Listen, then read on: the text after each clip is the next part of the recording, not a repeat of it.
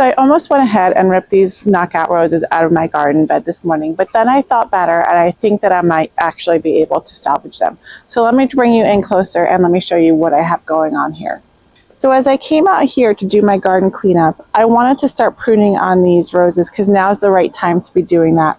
But what I noticed was there was black spots on the cane. Now this issue actually started for me last year. So I had noticed on these knockout roses last year that I had some fungal issues on the leaves themselves. And so I tried to take care of it by using some fungicide spray. But obviously I didn't do a good enough job in terms of keeping up with that because the fungus has overwintered and has actually overwintered in the canes. That's what this black spot is. So what I want to do today is I want to cut down anything that looks really, really bad. I don't want to cut everything down because I can still see it's still very much alive. It's still sprouting. It still has some green in the stem, but I want to cut down anything that looks weak or compromised. And then what I'm going to do is I'm going to spray it with a copper fungicide spray.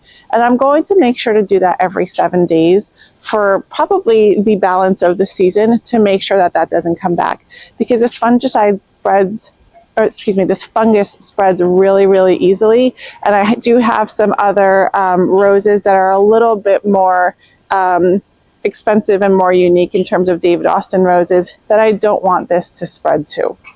So let me bring you in a little bit closer and show you what I'm doing.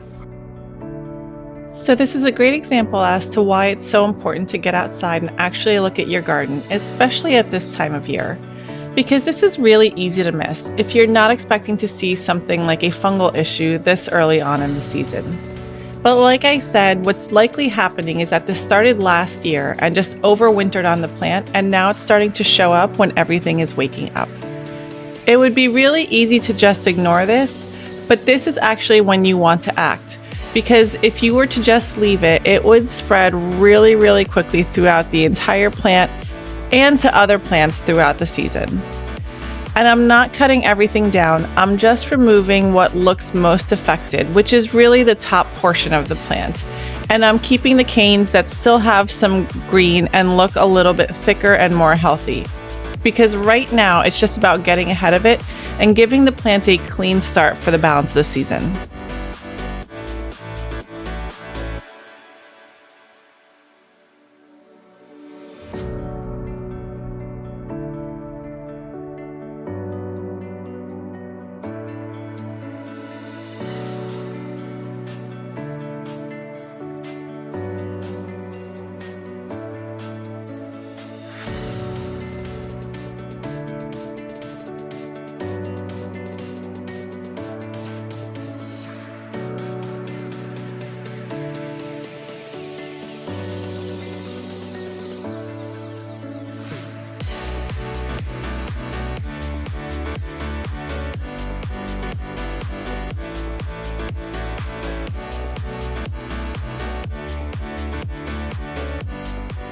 All right, so now I'm going to be using this Captain Jack's copper fungicide, and I'm going to, like I said, be spraying this at least once a week through the balance of the season to make sure that I get this fungus under control.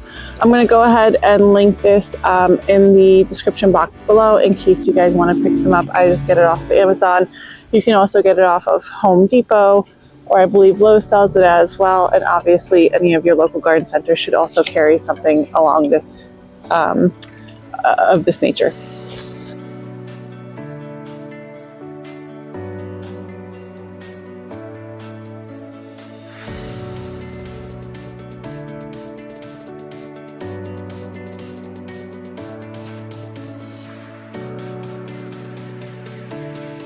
Now I'm continuing to move on, cleaning up the rest of my garden, and I have a couple more things to show you.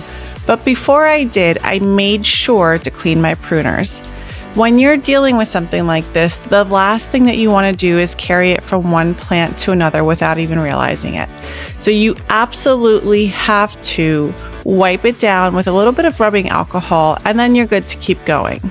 All right, let me show you what else I have to tackle. Oh, and I'm not 100% certain, but I'm pretty sure that this broken garden globe is the result of my four-legged helper in hot pursuit of a little bunny.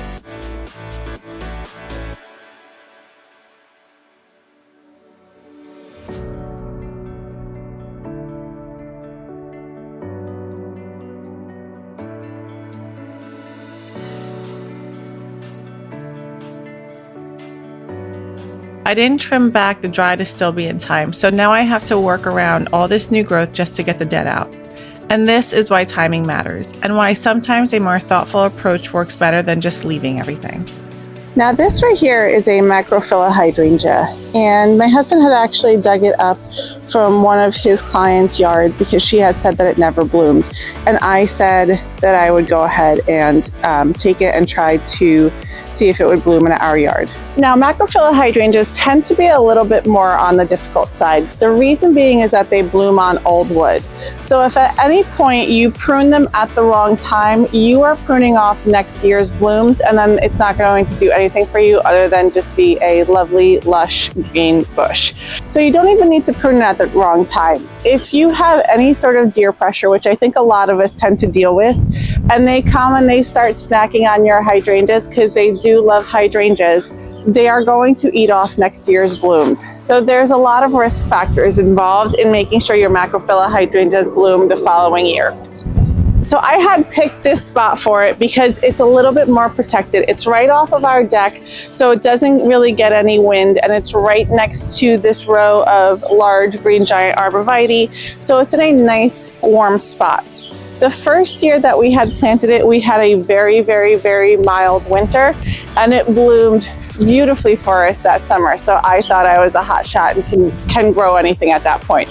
Well, cut to the winter right after that, and the whole thing died back to the ground, meaning that all the old wood with all the blooms for the following year completely died off. So it didn't bloom at all for us last summer. Now, if I'm looking at it right now, it's kind of half and half. I have some sticks with nothing on it, and then I have some with buds at the top. So I'm going to be interested to see what it does this year. If this is not going to bloom for me again this year, it's just going to be gifted away to somebody else, or potentially the compost pile, because I don't want to keep something in my yard that just isn't going to give me the return that I want.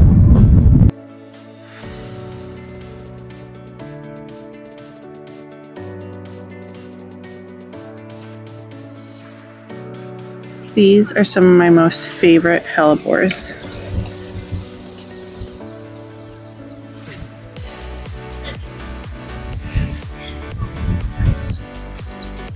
Okay. This one's you. Alright, so let me know in the comments below if you are already starting to see some issues arise in your garden before the season has already started.